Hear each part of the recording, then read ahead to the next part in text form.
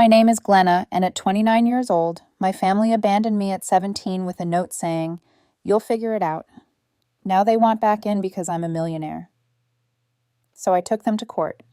When I was 17, my family moved 2 states away without informing me. They left a letter that read, "You'll figure it out." 12 years later, after I'd made it without them, they reached out to reconnect.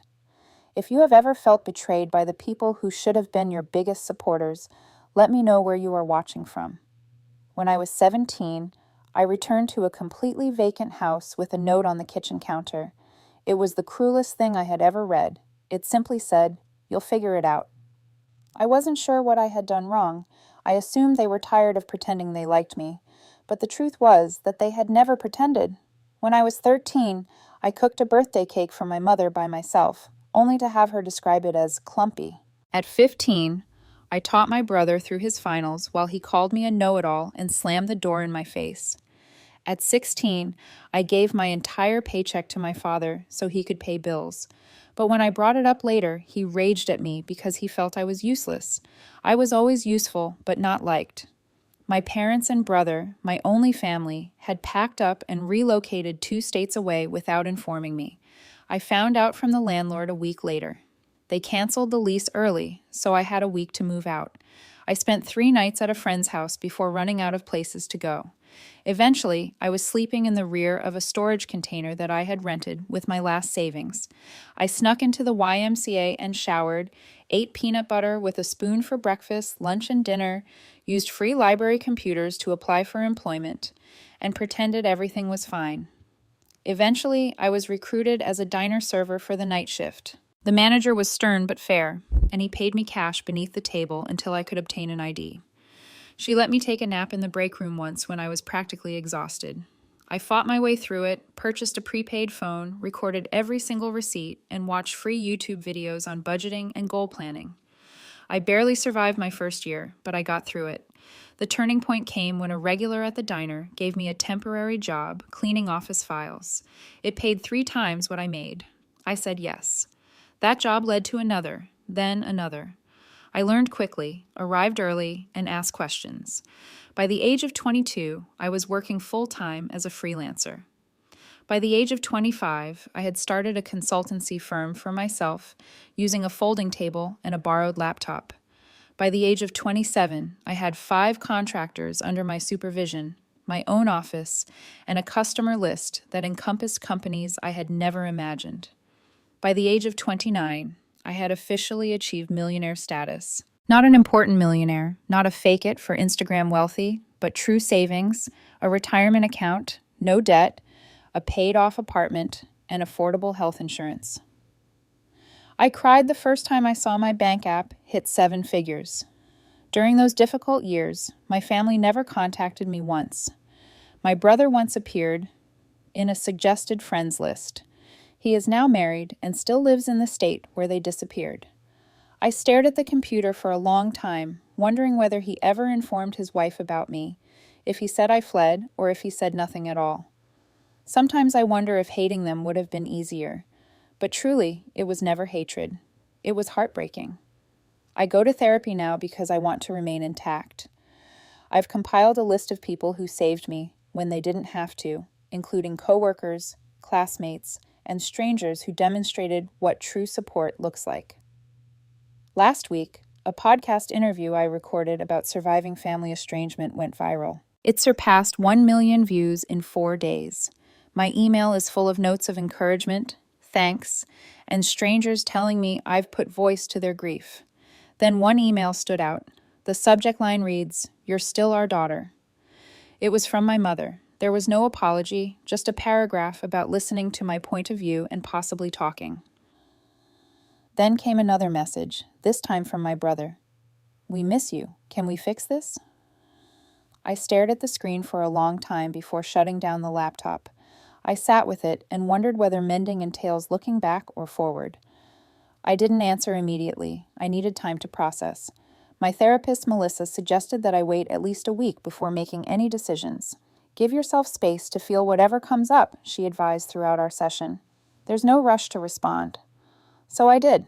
I concentrated on work, went to the gym, and ate dinner with friends, but those emails haunted me. I kept opening them, reading them, and then closing them again. My mother's reply felt cold and professional, as if she were writing to a distant acquaintance. My brother's was shorter, but seemed more genuine. I could not quit thinking about them. After 10 days, I decided to respond to my brother first. Just something simple. I wrote to myself, "It's been 12 years. What changed?" Then I pressed submit before I could overthink it. He responded within an hour. He claimed the podcast made him comprehend what they had done. He claimed he was only 15 when they abandoned me, that he had no option, that he had always wondered about me, and that he had looked me up online a few times over the years, but never had the confidence to contact me. He was happy to see me achieve it. I didn't buy it totally. If he was so concerned, why wait until I had achieved public success? I asked him just that. His subsequent email was longer. He revealed that money was tight for them. My parents' business had failed. His wife was expecting their second kid, and medical bills were piling up. I felt my stomach drop. That was the actual cause. I did not reply for another week. Then my mother sent a follow-up email with old family photos attached, including pictures of me as a newborn, us at the beach when I was about 5 or 6, and Daniel and I creating a snowman. Happy times that seemed to belong in someone else's life. She stated at the bottom of the email, "We made mistakes. We want to make amends." I shared Melissa's emails during our next session. She reminded me that I had control, that I could set limits, and that I owed them nothing. However, she said that closure, whether in the form of reconciliation or a final goodbye, would help me move forward. I nodded, but within I was conflicted. Part of me wanted to tell them to go to hell. Another part wanted to know why they abandoned me, and a tiny dumb part of me still wished they would love me. I planned to meet my brother first with no parents. We planned to meet at a coffee shop in Chicago about halfway between our homes. I flew in the morning, booked into a hotel, and attempted to relax. I almost canceled 3 times, but at 2 p.m., I strolled into the coffee shop and noticed him right away. He appeared older and heavier, with a receding hairline, but his eyes remained the same. When he spotted me, he stood up awkwardly and unsure. I did not hug him. We just sat across from each other, holding our coffees like strangers. The first 20 minutes were spent making awkward small conversations about the weather, my travel, and his drive. Then he began apologizing. "Glenna, I'm sorry," Daniel whispered, his voice cracking. "I was just a kid when it happened. I didn't know they were planning to leave you behind until it was too late. I was too scared to stand up to them. I simply listened, scanning his face for clues of dishonesty. He was earnest, but I had been duped before. I asked him the question that had been bothering me for 12 years. Why me? Why was I left behind? He looked down at his coffee. They always saw you as the strong one, the independent one, the one who would be fine on your own. They thought you didn't need them as much as I did. They convinced themselves you'd be better off without them." That was the most ludicrous thing I had ever heard. I told him about the storage unit, weeks of eating peanut butter, showering at the YMCA, and working night shifts at the age of 17. His face crumbled. "I didn't know," he muttered. "They told me you had a plan, that you wanted to stay behind, that you were going to live with a friend's family, that you'd chosen to separate from us. All falsehoods. By the end of our meeting, I didn't know what to think." He appeared truly sorry. He showed me images of his wife and children, explained his position as an accountant, and inquired about my business. He did not outright beg for money, which shocked me. He hugged me as we separated.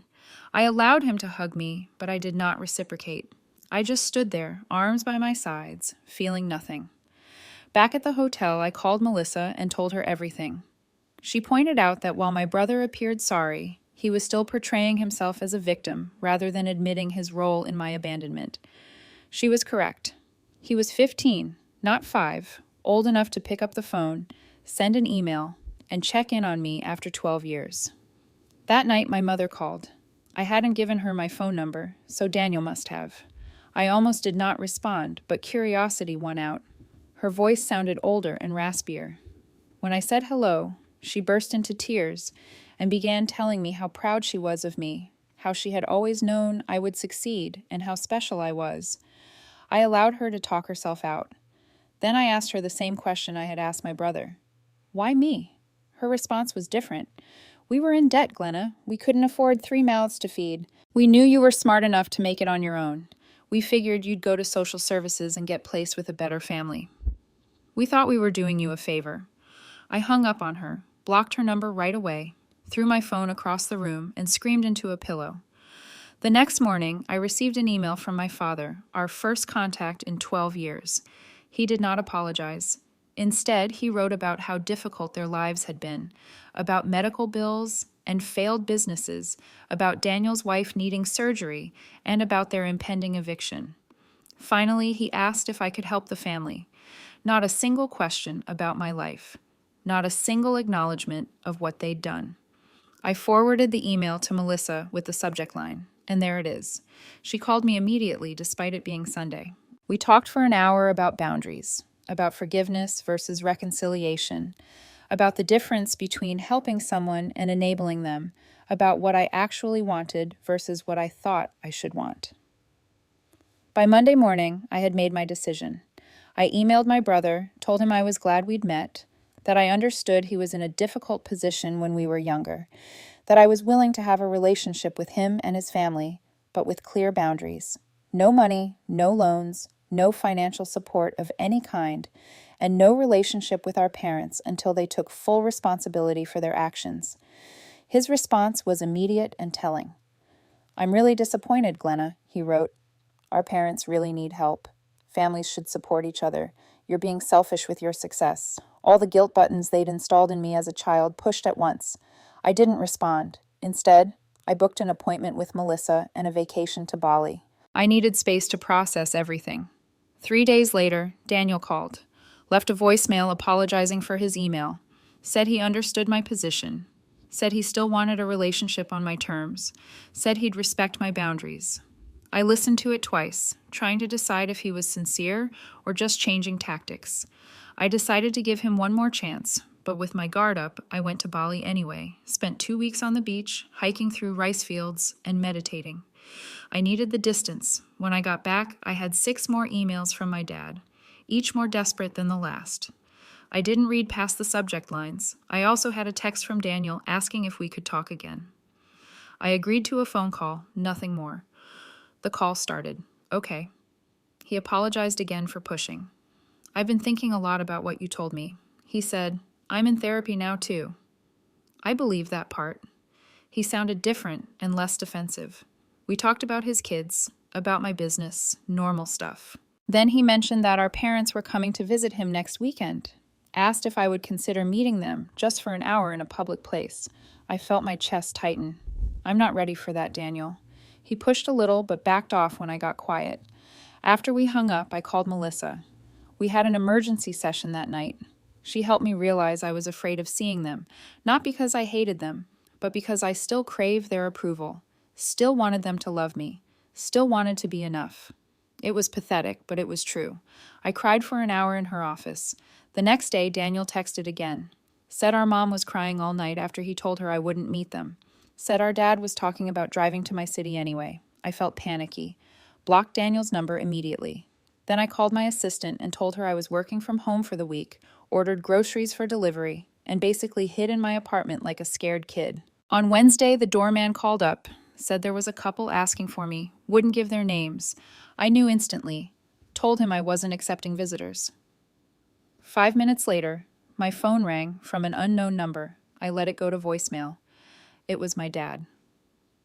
Glenna, we drove 8 hours to see you. His angry voice said, You're being childish. We deserve a chance to explain.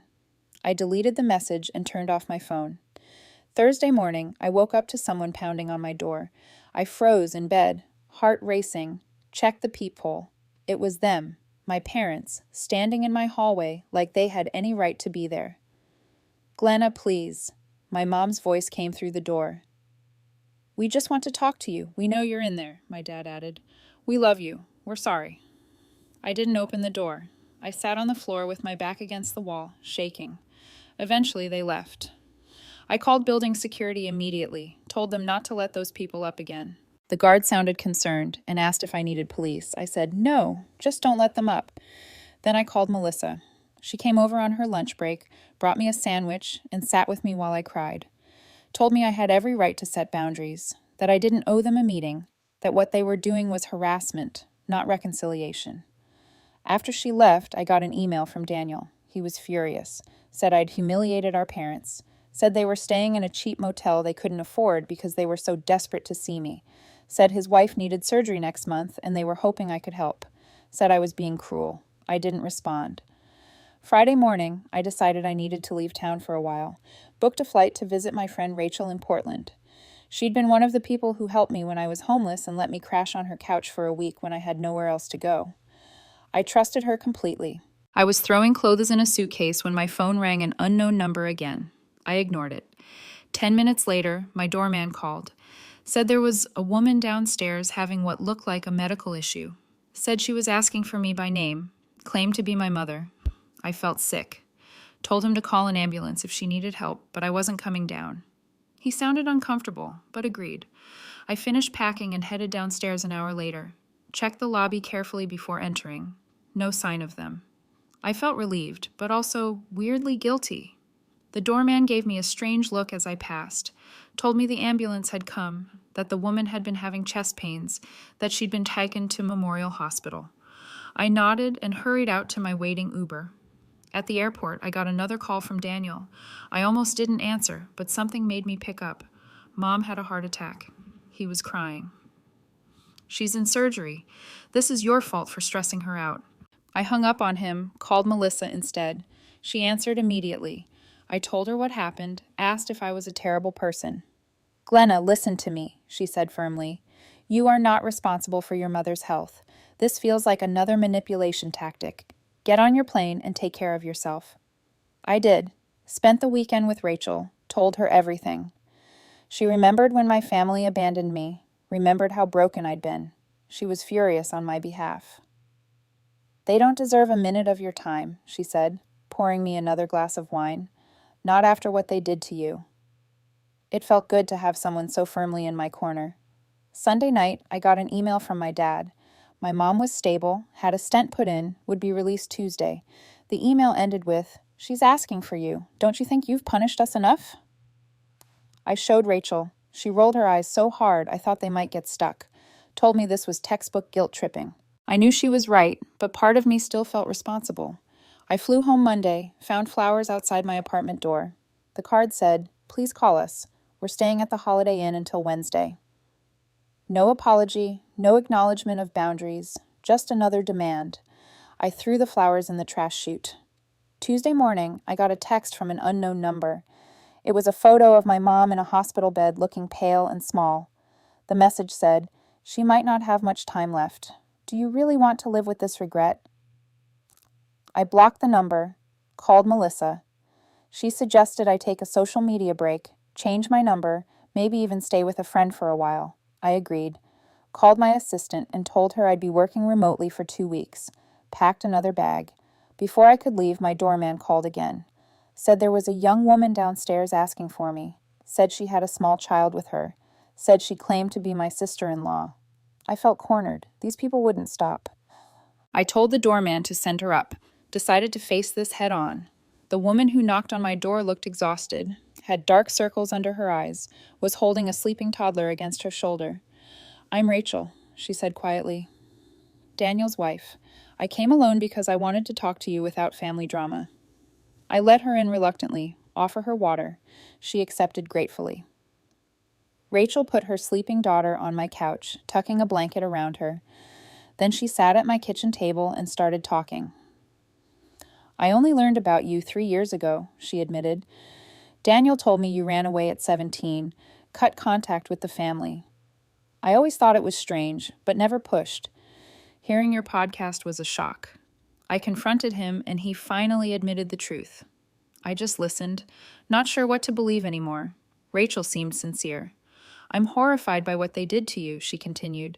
"I insisted Daniel reach out, but I had no idea they were going to ask you for money. I'm embarrassed and angry about that. Yes, I do need surgery for a thyroid condition, but we have insurance. Your parents are the ones in financial trouble, not us." I asked her why she'd come. She looked me straight in the eyes. "You deserve to know the whole truth," she said. Your parents have been telling everyone you abandoned the family, that you were mentally unstable, that you stole money from them before disappearing, that they spent years looking for you, all lies to cover what they'd done. I felt like I'd been punched. How do you know this is true? She pulled out her phone, showed me Facebook posts from years back. My mom asking for prayers to find her troubled daughter. My dad claiming I'd taken their savings before running away. Posts about hiring private investigators, about checking homeless shelters, all carefully crafted to make them look like victims, all dated years after they'd abandoned me. Rachel apologized for being part of it, even unknowingly. Said she'd confronted my parents too, that they'd admitted everything to her when she threatened to tell the whole family the truth, that they were desperate now because their lies were unraveling, that my podcast had people asking questions they couldn't answer. Her daughter woke up to a cute little girl with curly hair. "This is Lily," Rachel said softly. "She's 3. I have another daughter on the way. I want my children to know their aunt, but only if you want that too. No pressure, no guilt, just an open door if you ever choose to walk through it." After they left, I sat in my apartment for hours processing. Called Melissa again, told her everything Rachel had said. She wasn't surprised. "Abusers often control the narrative," she explained. "They create alternate realities where they're the victims." She asked what I wanted to do now. I honestly didn't know. That night I got another email from my dad. This one was different, angry and threatening. Said if I told lies about them online, they would sue me for defamation. Said they had proof I'd stolen from them. Said they'd go to the media with their side if I didn't take down the podcast and issue a public apology. Said they expected financial compensation for the damage to their reputations. I forwarded it to Melissa, then to my lawyer, Marcus. He called me immediately. "This is empty threatening," he assured me. "Truth is an absolute defense against defamation. Save everything, but don't respond. I'll handle it if they actually file anything, which I doubt they will. People who are actually going to sue don't usually announce it first." The next day, I got a call from Daniel. I let it go to voicemail. He sounded panicked. "Glenna, Rachel told me she visited you. Our parents are furious. They're saying terrible things about her now, too. I'm scared they're going to try something desperate. Please call me back on Rachel's phone, not mine." I didn't know what to believe anymore. Called Marcus again. He suggested meeting Daniel and Rachel somewhere public with him present as my lawyer, just to hear them out. I agreed reluctantly. We set up a meeting at a restaurant near Marcus's office for the next day. They showed up on time. Both looked terribly stressed, exhausted. Rachel had a bruise on her arm she kept trying to hide. Daniel couldn't make eye contact. "I'm Marcus, Glenna's attorney," he said as we sat down, which made Daniel flinch. But we sat down, ordered coffee, and they started talking. The story that came out was worse than I'd imagined. My parents had been living off Daniel for years, moving in and out of his house, taking money for emergencies, watching his kids while criticizing his parenting. When Rachel confronted them about me, my dad had grabbed her arm hard enough to leave marks. Daniel had kicked them out. They were now staying in a motel, calling constantly, showing up at his work. I listened without interrupting, watched my brother break down as he described how our parents had controlled him his entire life, how they'd convinced him I abandoned them, how he'd been too scared to question their version of events, how he'd been trapped in their web of manipulation and lies for 12 years, how he was terrified they would hurt Rachel or the kids. Marcus asked careful questions about financial entanglements, about house titles and bank accounts, about whether my parents had keys to their house. Daniel answered everything. Said they'd co-signed his mortgage, said his dad was still on his bank account from when he was in college, said they had spare keys, said they knew all his passwords. Marcus took notes, occasionally glancing at me. By the end of the meeting, I felt drained but clearer. This wasn't just about me anymore. Daniel and Rachel were victims too. In their own way, different from me, but still trapped. Marcus suggested they speak to a lawyer of their own. Gave them a colleague use card, told them to change their locks, passwords, and bank accounts immediately. They nodded, looking overwhelmed but grateful. As we were leaving, Daniel hugged me. This time I hugged him back. It wasn't forgiveness, not yet, but it was something, a recognition that we'd both been damaged by the same people. Maybe we could help each other heal. That night, I got a series of increasingly unhinged texts from my parents' numbers, accusations, threats, guilt trips. I blocked them all. Then I called Rachel and asked if they were safe. She said yes. They'd changed the locks, stayed with friends the night before, were looking into a restraining order. I felt relieved, but still worried. The next morning, I woke up to my phone ringing. It was Rachel, hysterical. "They broke into our house," she sobbed. "They took Lily's baby photos, important documents, and Daniel's laptop. They left a note. Family matters should stay in the family." I told her to call the police immediately. Said I'd meet them at their house. Called Marcus on my way. When I arrived, there was a police car outside their house. An officer was taking statements in the living room. The place was a mess. Drawers pulled out, papers scattered. Daniel was sitting on the couch, head in his hands. Rachel was pointing out missing items to the officer. I introduced myself as family there to help. The officer seemed skeptical that grandparents would break in. "Are you sure they didn't just use a key?" he asked. "Maybe this is a misunderstanding." Rachel showed him her bruised arm, told him about the escalating behavior, about their threats, about how they'd been stalking them. He took notes, but didn't seem convinced. Said without evidence, it would be hard to prove who did this.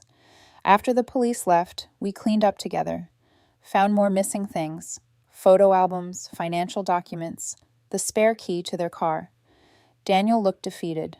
"This is my fault," he said. "I should have protected my family better. Should have stood up to them years ago. Should have looked for you harder."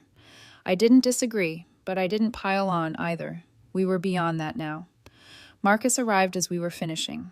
Looked around grimly.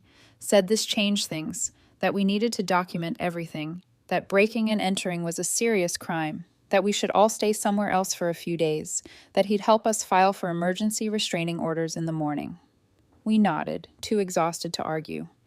Rachel packed bags for them, while Daniel and I secured the house as best we could, changed locks again, checked windows, and discussed security cameras. It felt surreal taking these precautions against our own parents, but also necessary. They'd crossed a line that couldn't be uncrossed. As we were leaving, Daniel got a text from our dad. Just 3 words: "We're watching you." He showed it to me, hands shaking. I took a screenshot, sent it to Marcus. Then I made a decision, told them they were coming to stay with me. My building had security cameras, a doorman who already knew not to let our parents in. They accepted gratefully. That night, the 4 of us ate takeout in my living room. Lily played with toys Rachel had packed. We talked quietly about the next steps, about restraining orders, about police reports, about changing phone numbers and email addresses, about possibly moving to a new house, about how to protect ourselves long term. It wasn't the family reunion I'd ever imagined, sitting there with the brother who'd let me be abandoned, his wife who'd believed lies about me, and their daughter who was innocent in all of this. But somehow it felt right, like we were finally facing the truth together.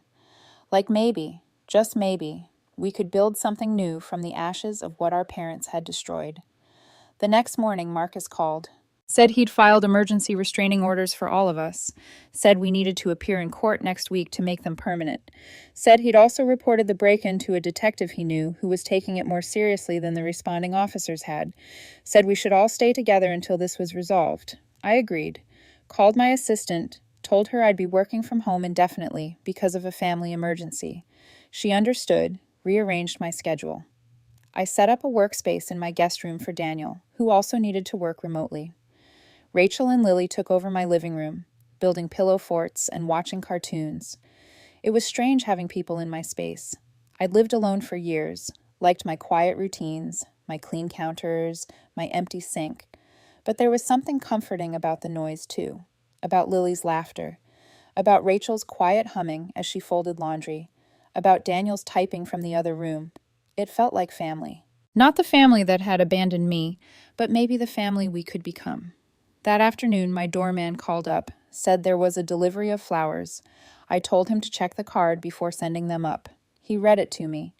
"We know where you all are. This isn't over." I told him to refuse the delivery and to call the police if the delivery person wouldn't take them back.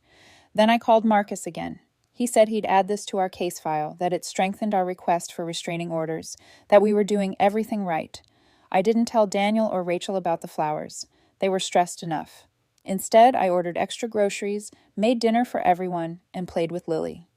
Tried to create some normalcy in this bizarre situation. But that night, after everyone was asleep, I sat alone in my kitchen and finally let myself feel everything. The fear, the anger, the grief, the strange hope. I cried silently into a dish towel so no one would hear me. In the morning, Rachel found me making coffee, asked if I was okay. I lied. Yes. She didn't believe me. Sat down at the counter. "It's okay not to be okay, Glenna," she said gently. "I'm not either. Daniel cries in the shower where he thinks no one can hear. Lily keeps asking when we can go home. This whole situation is terrible, but I'm grateful we're facing it together." I looked at her. This woman I barely knew, who was somehow now part of my life, asked her why she'd come to me that first day. Why she'd chosen to believe me over the family she'd known for years. She smiled sadly. "I've always felt something was off about your parents, about the stories they told, about the way they controlled Daniel. The podcast confirmed my suspicions. I couldn't let my daughters grow up thinking abandoning a child was ever acceptable." We hugged then. First time. It felt awkward, but genuine, like the beginning of something. Not friendship exactly, not yet, but understanding, solidarity, a shared determination to break the cycle of mistreatment that had damaged us all. The next few days fell into a routine. Working, cooking, playing with Lily, checking in with Marcus, jumping at unexpected noises, flinching when phones rang. Living in a strange limbo of domestic normalcy and underlying tension. We were safe, but not at peace. Together, but still healing. Family, but still learning what that meant. On Friday, Marcus called with news. The detective had found evidence security footage from a gas station near Daniel's house showed our parents' car parked there during the time of the break-in. The restraining order hearing was set for Monday. He was confident we'd get approved. We all felt relieved, but still anxious, still waiting for the next escalation. It came that night.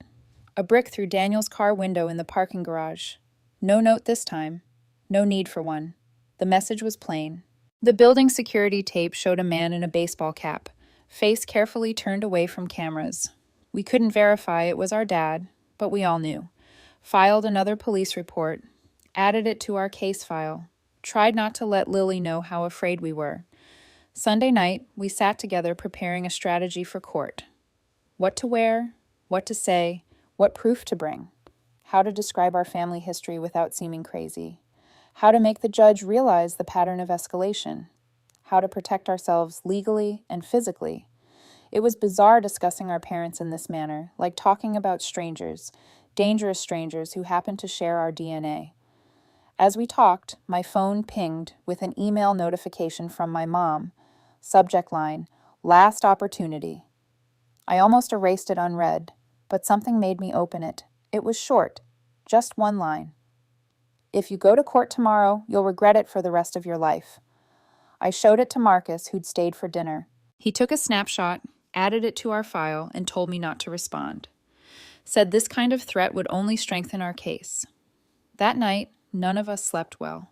I kept checking my locks, listening for noises, wondering what my parents may do next, wondering if we were overreacting, wondering if we were underreacting, wondering how my life had come to this point. From abandoned youth to successful businesswoman to hiding in my own apartment from the ones who gave me life. Monday morning arrived with a weird stillness. We dressed carefully, business casual, respectable, and trustworthy. Rachel arranged for a friend to keep Lily. We drove to the courthouse in separate cars, just in case. Met Marcus on the steps outside. He looked confident, suitcase in hand, told us he'd handled dozens of cases like this, that the proof was good. The judges took threats seriously, that we'd be protected. As we stepped into the courthouse, I recognized my parents standing near the entryway, looking older than I remembered, smaller somehow. My mom saw me first, made a move toward me. My dad grabbed her arm, held her back. They watched us pass. Didn't say, didn't try to approach, just stared with a mixture of rage and something else, something that could have been fear. We filed past them into the building, checked in at security, followed Marcus to the correct courtroom, sat together on a bench, waiting for our case to be called.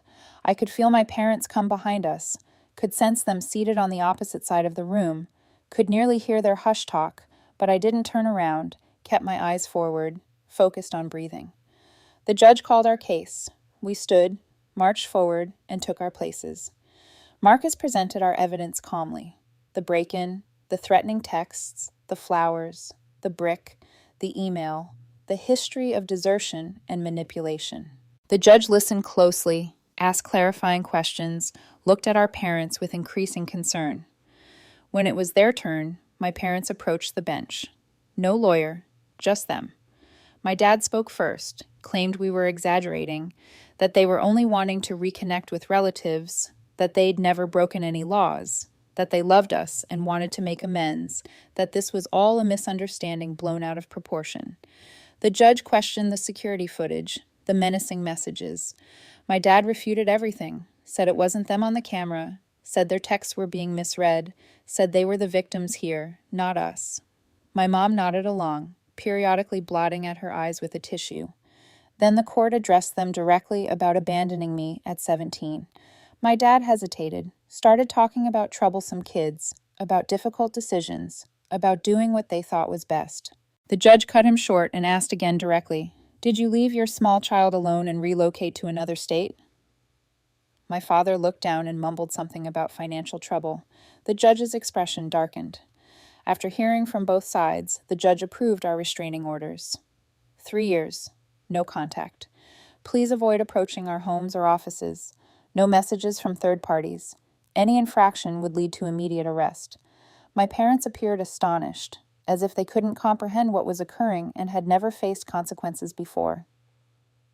My mother called my name once softly as we exited the courtroom. I kept walking and didn't look back. I felt a weight lift with each step. Not healed, not yet. However, this was only the beginning, the first tangible border that could not be breached without major consequences. Outside, Marcus shook all of our hands, saying we'd done well, that the orders were strong, that we should phone him right away if there were any infractions, and that he was proud of us for sticking up for ourselves.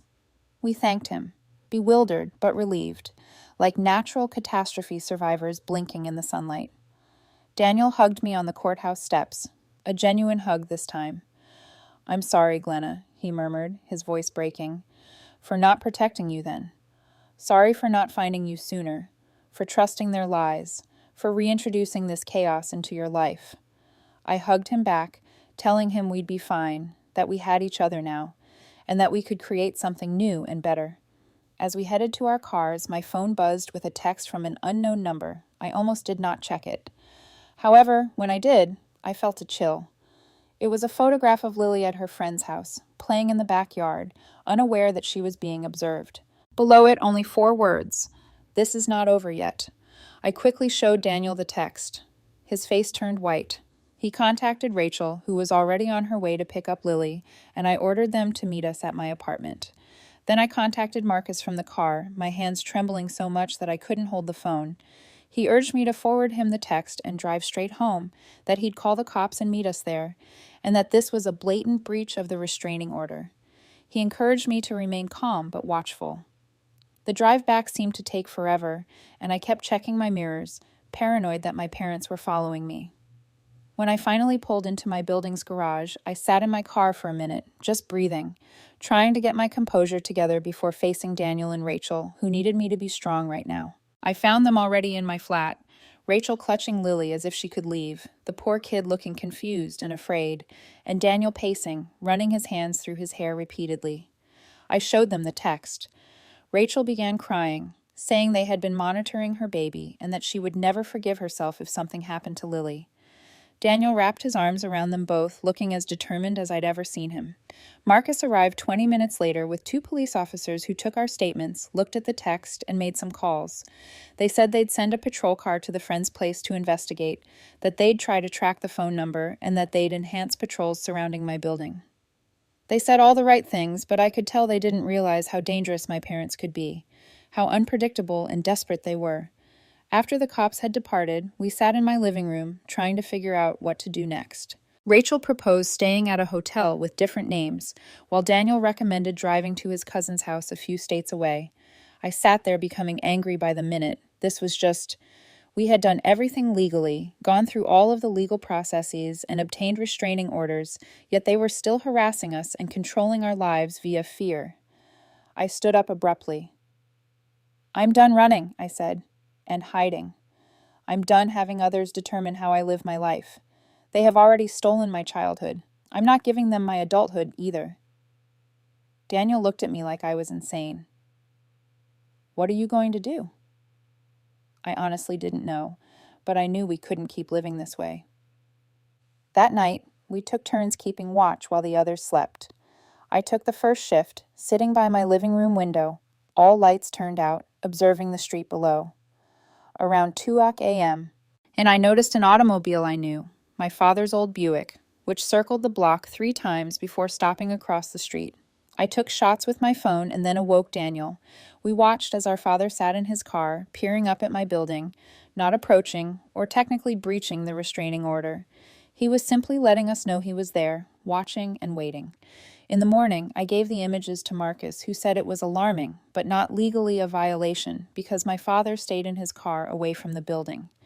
He said he'd keep documenting everything and would speak with the investigator again.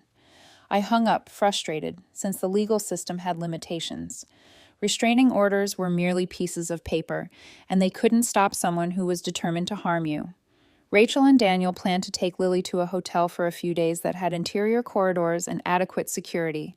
I helped them pack, hugged them goodbye, and promised to check in every few hours. After they went, I sat in my empty apartment, feeling strangely tranquil, as if I'd reached a decision point and couldn't continue living in this limbo. I called Melissa, told her everything, and asked what she felt I should do. She remained silent for a moment before asking me a question that struck me deeply. "What do you really want from your parents?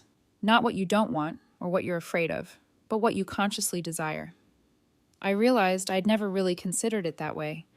After we hung up, I wrote a list. What I wanted: to live fearlessly, to maintain a relationship with my brother and his family. I wanted to quit feeling accountable for my parents' conduct, to be free from the past. That list did not include reconciliation with my parents. There was no mention of forgiveness anywhere. Nobody seemed to understand why they did what they did. I simply wanted to be free from them. That afternoon, I did something crazier. I emailed my folks with a quick message. "I know you're watching my building, and I know you're not going to stop, so let's talk one more time. Tomorrow, noon, at the coffee shop on 8th Street. Just me. No cops, no attorneys. After that, you'll leave us all alone forever." I pressed submit before I could change my mind. I did not tell Daniel, Rachel, Marcus, or Melissa. I needed to do this for myself. I wasn't stupid enough to believe that my parents would suddenly become rational, but I needed to confront them on my own terms. I needed to speak my piece. I needed to break the cycle once and for all. My father responded within minutes. "We'll be there. No threats or guilt trips, just confirmation." I spent the rest of the day mentally preparing, thinking about what I wanted to say, what I needed them to hear, and what boundaries I needed to set. That night, I slept unusually soundly, as if making a decision had relieved some of my stress. The next morning, I dressed properly, not to impress them, but to feel powerful and confident.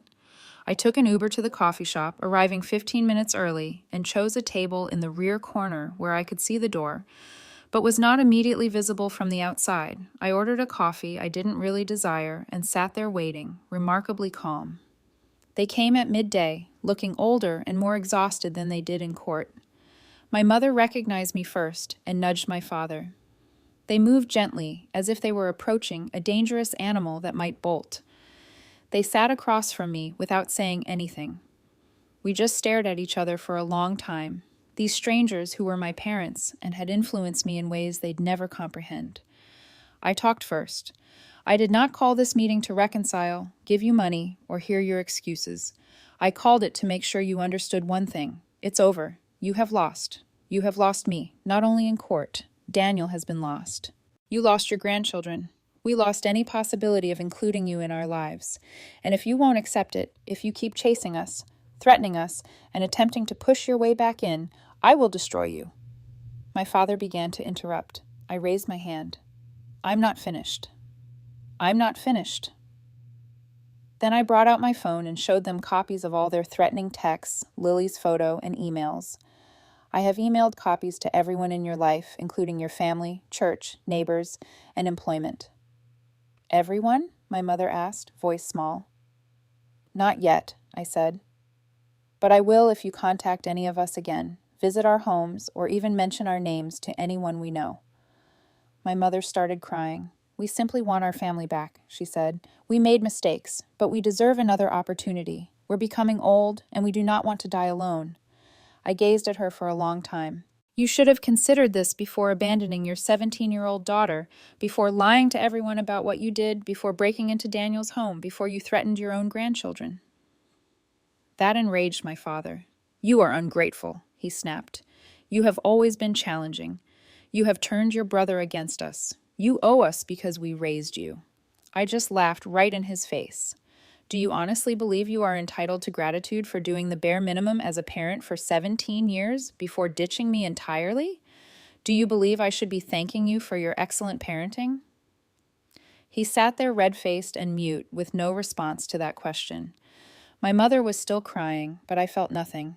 No remorse, no pity, just a cold realization that these people would never change, never accept responsibility, and never be the parents I deserved. I stood to leave. Here's your final warning. The next time you breach the restraining order, I won't simply phone the cops. I'll make sure everyone you know knows who you truly are. My father began to interrupt. I turned back and said, If you force my hand, I have the resources to make your life quite difficult. I do not want to do that, but I shall. I want to safeguard my family, my real family. Daniel, Rachel, Lily, the people I choose. As I walked away, my mother yelled after me, Do you truly dislike us so much? I came to a stop and turned back. I do not detest you, I said. I don't feel anything for you. You are suddenly strangers to me, and that is your loss, not mine. I left that coffee shop feeling lighter than I have in years. I called Daniel from the sidewalk and told him everything. He was outraged at first that I'd met them alone, then worried they'd retaliate, but ultimately glad that someone had finally stood up to them directly. He said he wished he'd had the confidence to do so years ago. I returned to my flat, grabbed a suitcase, and decided to stay with Daniel and his family at their hotel for a few days to ensure their safety. When I arrived, Lily ran to hug me. Auntie Glenna, she called for the first time, and I almost cried. Rachel hugged me as well, saying she was proud of me and wishing I might finally find peace. Daniel simply squeezed my shoulder. No words were needed. We spent the next few days in a strange limbo, waiting for my parents to make their next move, constantly checking our phones and jumping at unexpected noises. But nothing happened. No calls, texts, emails, or sightings of their car. Only stillness. After a week, Daniel and Rachel decided to return home, change all of their locks, install security cameras, prepare to sell their property, and begin looking for a residence closer to my city. I returned to my apartment, went back to work, and resumed my normal life. 2 weeks passed, followed by a month. Nothing from my folks. Marcus checked in on a frequent basis, stating that the detective had confirmed their return to their home state, that the restraining orders were still in effect, and that we should remain alert while moving forward with our lives. Slowly we did. Daniel acquired a new job in my city. Rachel enrolled Lily in preschool, and they purchased a home 20 minutes from my apartment. Every Sunday, we had supper together and began to create new traditions, memories, and a new type of family based on choice rather than obligation. I kept expecting to feel something about my parents' grief, perhaps remorse or rage, but overall, I felt relieved, as if I'd finally let go of a huge burden I'd been carrying since I was 17, and that I could now focus on the future rather than the past. 6 months after the coffee shop confrontation, I received a letter which was forwarded through Marcus, keeping my address confidential, from my mother. I almost threw it away unread, but curiosity won out. It was brief, only a few paragraphs long. There were no excuses or requests this time, just an admittance that they had badly harmed me, that they had failed as parents, that they understood why I wanted nothing to do with them, that they were seeking counseling, and that they would follow the restraining orders. They hoped that someday I might be willing to hear a proper apology, but understood if that day never happened. I showed it to Daniel, and he received an identical letter. We spoke about it over dinner that night, whether it was genuine, whether it altered anything, and whether we could ever trust them again. We didn't draw any conclusions. We simply vowed to take things one day at a time, to prioritize our healing, and to safeguard the family we were creating. I keep the letter in a desk drawer, not because I am prepared to forgive, not because I want to reconcile, but because it represents something significant. My parents finally accepted my right to create boundaries, to choose who I allow into my life, and to define family on my own terms. Last week, Lily celebrated her 4th birthday. Daniel and Rachel encouraged me to help plan it, and we had it at my place with balloons everywhere, a cake purchased from a fancy bakery, and presents stacked on the coffee table. Lily ran around in a princess gown, smiling. Rachel snapped pictures. Daniel barbecued on my balcony.